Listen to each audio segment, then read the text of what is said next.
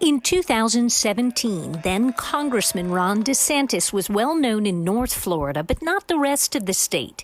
His political future forever changed with one tweet from President Trump. It read, "Congressman Ron DeSantis is a brilliant young leader who would make a great governor of Florida. He loves our country and is a true fighter." It was after that tweet that DeSantis announced he was running for governor. Trump helped DeSantis win the Republican primary. He helped DeSantis win the governor's race, and he has been an invaluable ally to DeSantis. It appears former President Trump's alliance with DeSantis has helped make the governor the up-and-coming star of the conservative right.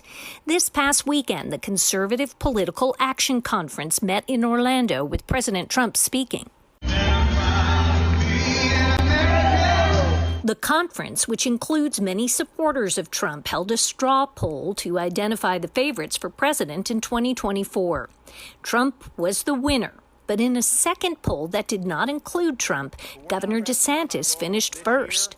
UCF political professor Aubrey Jewett says the far right not only likes DeSantis' support of Trump policies, but also the way the governor has handled Florida's response to COVID-19 by aggressively reopening.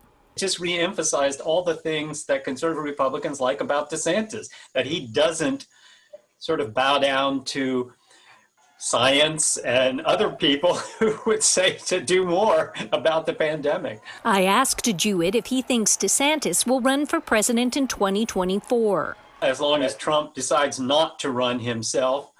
And second, of course, that he does get reelected as governor of Florida in 2 years. In Orange County, Amanda Dukes, WESH 2 News.